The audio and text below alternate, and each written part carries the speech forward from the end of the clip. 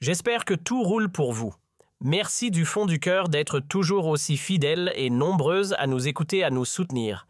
Hier encore, vos réactions ont fusé de toutes parts face à ce qui ressemble davantage à un séisme politique qu'à une simple affaire interne, les révélations explosives de 2 ex-employés du Croissant Rouge algérien.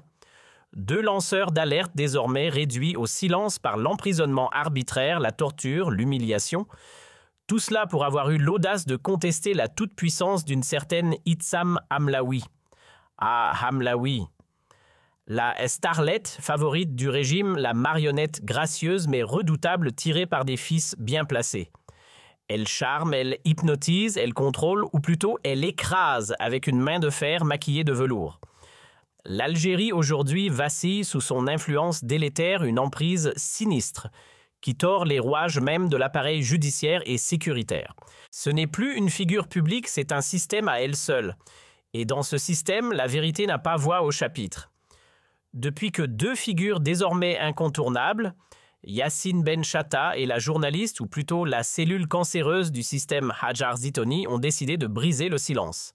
L'affaire a pris une toute autre ampleur. Ces 2-là, enfants de Skikda, ont fait leurs premières armes dans l'antenne locale du Croissant Rouge. C'est là, dans l'ombre, qu'ils ont appris les rouages avant d'être propulsés à Alger au cœur de la machine. Une fois à la direction nationale, ils ont côtoyé de très près les fameux Mini Hamlaouis, cette bande qui depuis mai 2022 tient les rênes de l'organisation comme s'il s'agissait de leur propre entreprise familiale. Tout sauf de l'humanitaire. Au cours des dernières 24 heures, les réseaux ont été inondés de bruits de couloirs, de scoops, de pacotilles et de pseudo-fuites savamment orchestrées. Mais ne vous y trompez pas, tout ça n'est qu'une énième manœuvre de diversion, un rideau de fumée pour faire oublier l'onde de choc provoquée par les confessions glaçantes de 2 prisonniers d'opinion réduits au silence pour avoir simplement dit la vérité. On les a accusés sans preuve, bien sûr, d'être derrière des publications soi-disant injurieuses à l'encontre de l'intouchable Princesse Sam Hamlaoui. Ces publications apparues sur une page Facebook leur ont été collées comme un badge de culpabilité alors qu'ils n'avaient ni de loin ni de près, ni même par le plus improbable des miracles numériques, le moindre lien avec cette page. Une expertise informatique a même confirmé qu'aucune trace, aucun clic, aucun octet ne les rattachait à ces contenus. Mais qu'importe les faits quand le but est de salir et d'étouffer. Ils ont payé le prix fort d'une vendetta personnelle, d'un acharnement brutal orchestré par nul autre que le petit Sam Hamlaoui, visiblement plus motivé par la destruction que par la justice. Sa méthode. Une mécanique bien rodée, on torture moralement, on enferme, on ruine des vies, tout ça pour avoir osé défier son autorité sur les réseaux. Pour elle, la moindre rumeur, le plus petit soupçon suffit. Pas besoin de preuves ni de flagrant délit. Dès qu'elle croit qu'un individu est derrière une fuite d'informations qui pourrait ternir son image, elle appuie sur un bouton invisible et hop, les engrenages de la gendarmerie et de la justice s'activent, les procureurs deviennent complices, les brigades se transforment en bras armés de sa rancune, une machine à broyer les voix dissidentes déclenchées non par la loi, mais par ses humeurs. Bon, parlons franchement.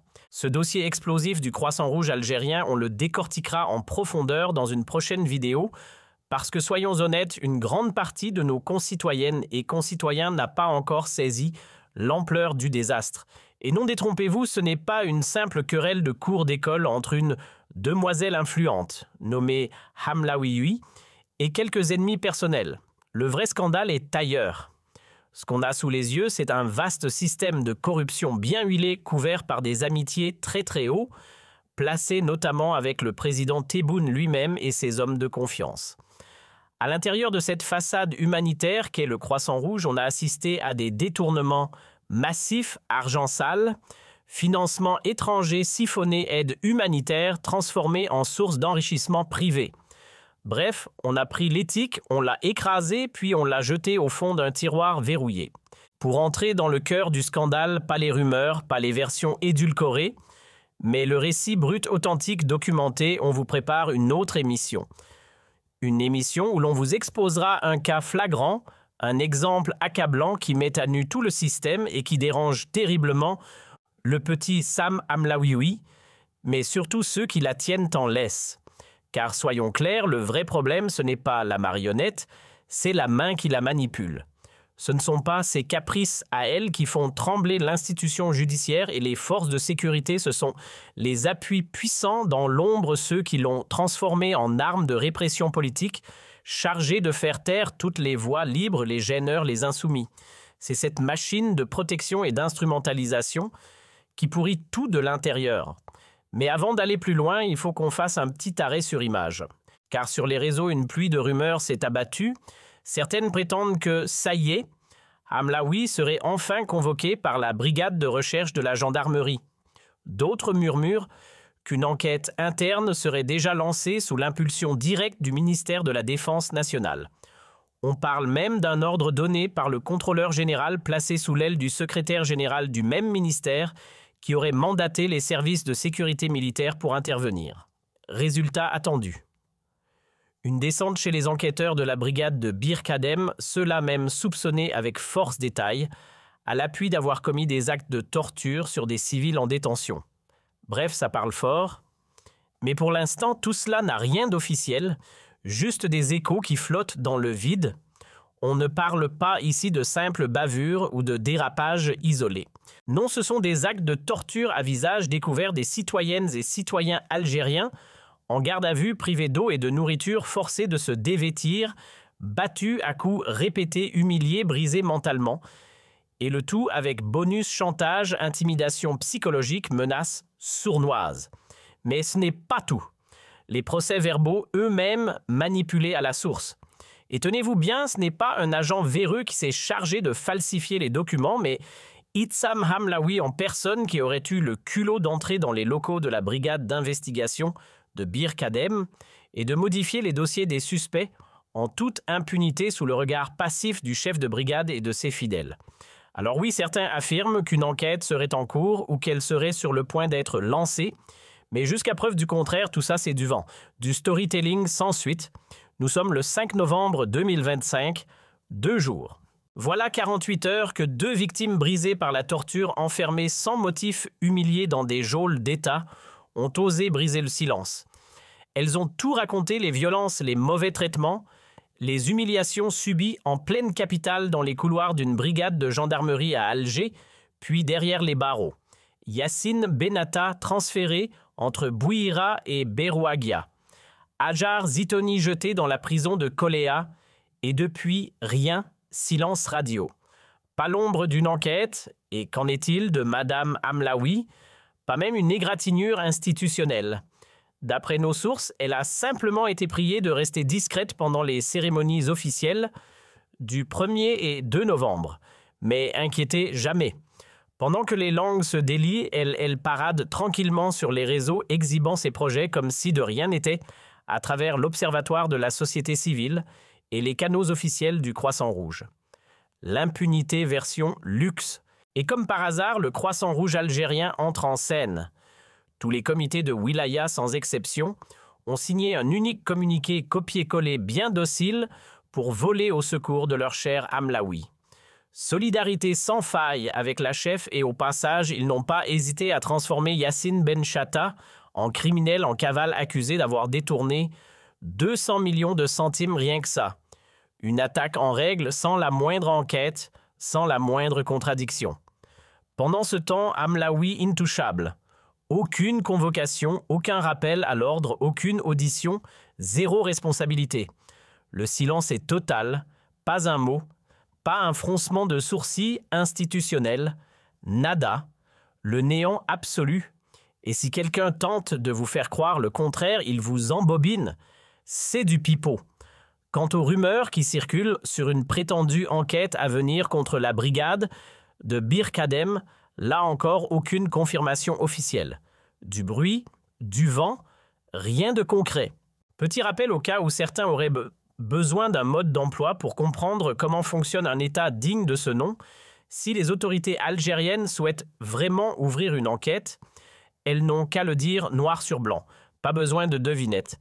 Les faits sont là exposés au grand jour. Les accusations publiques, les témoignages de torture, de sévices, de traitements inhumains publics, les révélations sur les violences subies publiques.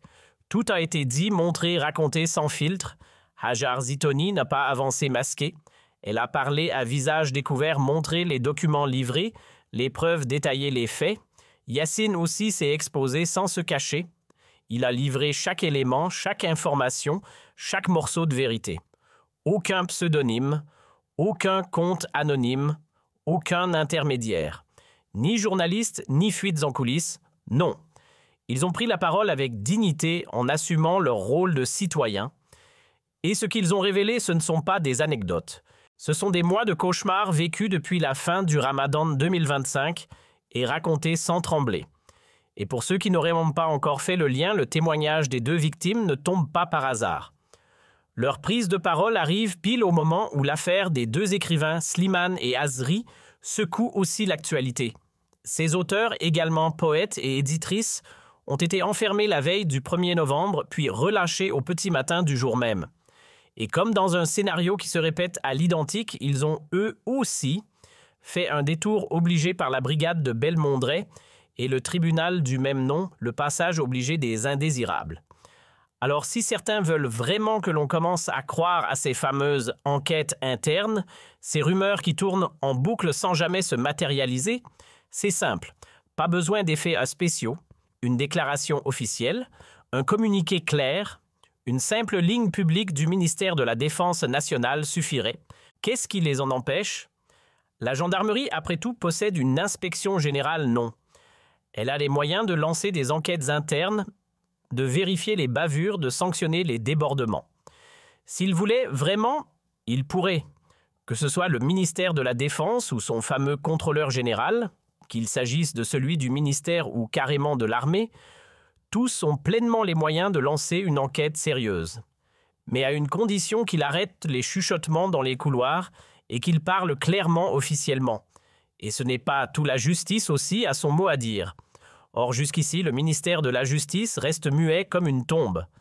Pourtant, lui aussi dispose d'une inspection générale capable de convoquer des magistrats, de les interroger, voire de les traduire devant un conseil disciplinaire. Mais voilà, rien. Aucun mot, aucun geste, silence stratégique. Car soyons honnêtes, le système algérien veut que toute cette affaire passe pour un simple bruit de fond.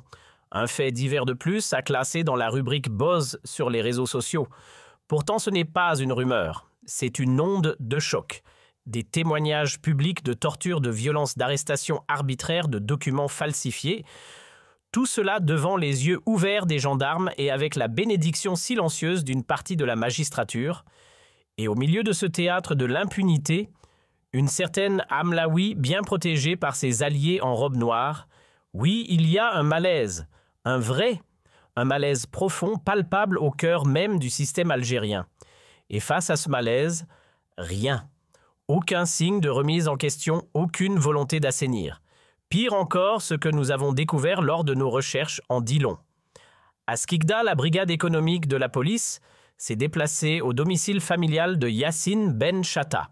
Leur objectif, le localiser, le convoquer, voire l'arrêter. Mais sa famille a été claire, Yassine ne vit plus là, il n'y dort pas, il n'y revient pas. Et pire encore, ils n'ont aucune idée d'où il se trouve aujourd'hui. Donc la question, elle est simple. On mobilise des policiers pour traquer celui qui dénonce. Mais qu'attend-on pour aller frapper à la porte de Hamlaoui? Pourquoi ne pas convoquer les magistrats du tribunal de Mandray ou les chefs de brigade de la gendarmerie du même nom? Ceux-là même dont les noms sont cités, les responsabilités pointées. Pourquoi aucune perquisition chez les bourreaux? Pourquoi aucune audition? Le seul qu'on cherche à interroger, c'est la victime. Celle qui a déjà témoigné documents à l'appui. Quant aux vrais coupables intouchables, inaccessibles, invisibles. Rappel essentiel, un autre témoin clé, un certain Melamine, a déjà été convoqué par la police, plus précisément par la DGSN à Alger. Son nom circule depuis plusieurs semaines sur les réseaux où il est très actif.